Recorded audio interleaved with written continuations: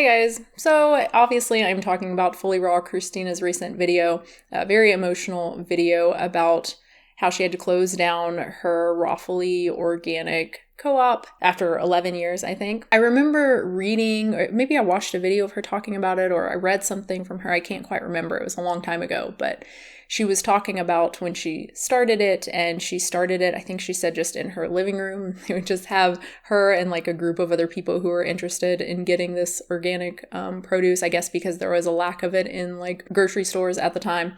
And yeah, she just talked about starting it in her living room and having all of these boxes of fruit and stuff in her living room.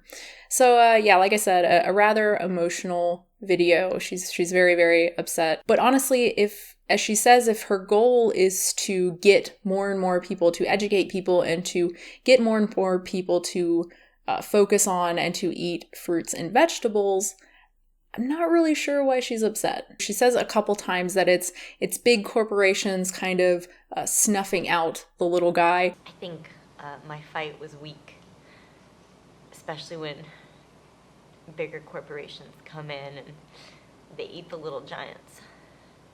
Right? And that's kind of what happened here.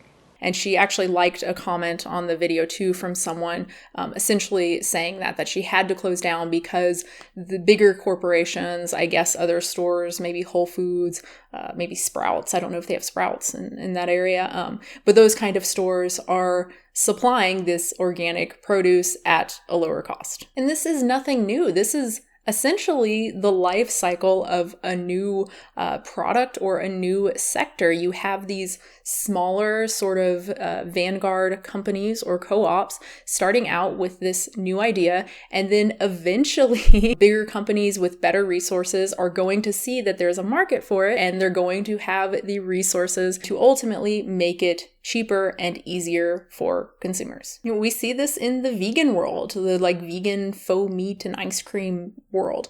You know, veggie burgers from Garden Burger, now Kellogg, or Boca Burger, now Kraft. And of course, for vegan ice cream, now we have bigger brands like Ben & Jerry's and Breyers jumping into the market and making really fantastic vegan ice cream. I haven't tried Breyers yet. I haven't seen it anywhere, but I've tried almost all of the Ben & Jerry's and they are fantastic, except for the Cherry Garcia, because gross. So again, if Kristina really wants more people to eat organic fruits and vegetables, she should be happy that they are more widely available in regular stores instead of farmers markets. You know, most people aren't going to farmers markets, but pretty much everyone goes to the grocery store.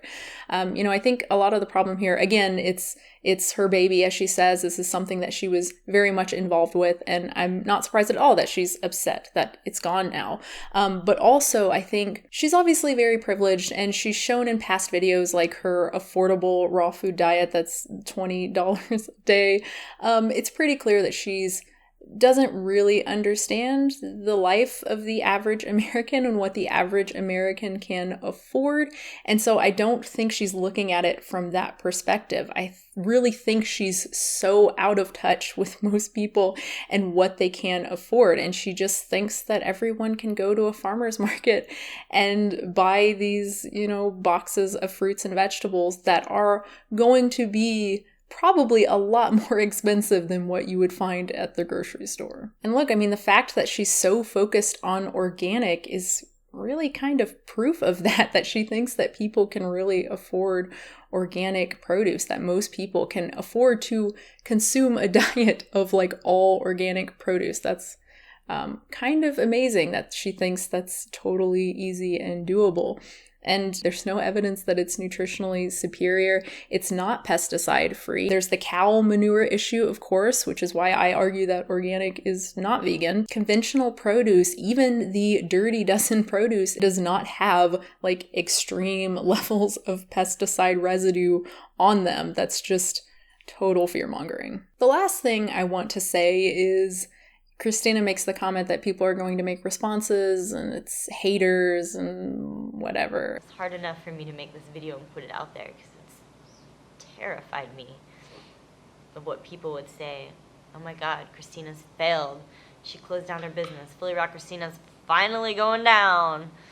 Here we go with all the haters making response YouTube videos.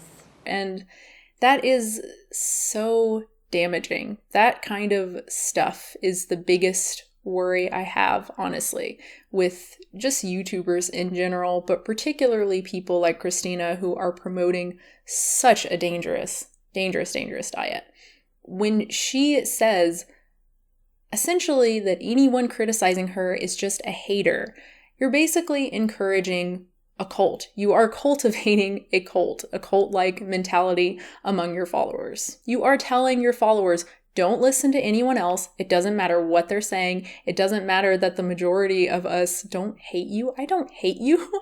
I just have, I think, valid criticisms that you have never addressed. But you're telling all of your followers that you shouldn't listen to me or like every dietitian on the planet who says what you're promoting is unhealthy because you know the way and we're just all haters. That is a cult. This is what cult leaders do. And Kristina, if you really care about your followers, you should really rethink that kind of message. You see it a lot among the vegan kind of raw food leaders. Freely said it a lot in the past, calling people haters who are just criticizing your crazy diet, but all right. Yeah, so I guess that's it. The one thing I'll say is Kristina refers to the co-op Rawfully Organic as her baby. This is why you don't record stuff when you are like emotional. Because when I was watching the video and it got to the part where she said, you know, losing the co-op was like losing a baby, like a parent losing a child. Even though I do feel like a parent who's just lost their child in a way. I'm not married, single, don't have a boyfriend, don't have kids. I've given my whole life to this. And I was like, nope, I can't. Spacebar. I cannot handle this video right now. Look, I'm a new parent. I'm kind of emotional sometimes with things. It's kind of made me a mess in terms of like emotional stuff and anything to do with children. It's like ridiculous. It's such, maybe I'll talk about that in the future as far as empathy and what a terrible thing it can be sometimes. But yeah, watching that video and hearing her say that, I had to turn it off. I was really angry, to be honest, because to me it was like she was directly comparing her co-op to my baby. Not just any baby, but my beautiful, wonderful baby. And how dare her say that losing her co-op was like, if I lost my baby. That is just shame on her. And I had to walk away. And of course, like, once I calmed down, it was like, that's not what she's saying. She's not talking about my baby. She doesn't even know my baby. That's ridiculous. Calm down. You know, it's all she's saying is that it's an expression, right? Like, this is the most important thing to her that's in her life recently, you know, is her co-op. This is what she spent day and night on, you know, working on. So losing it is just a big deal to her. That's all that she's saying. Anyway, thank you so much for watching. I hope you enjoyed this. If you have any comments or questions, leave them down below. And of course, as always, subscribe. That's a cool thing that you can do. I haven't said that in a long time. Completely forgot about it until now. That's exciting. And you can also support the channel on Patreon, which is super, super awesome at patreon.com/unnaturalvegan. And thank you so much to everyone who does support the channel. It is very, very awesome. Of course, thank you to these patrons on the screen here. And that's it. Thank you again. Saying it too much. And I will have a new video very, very soon.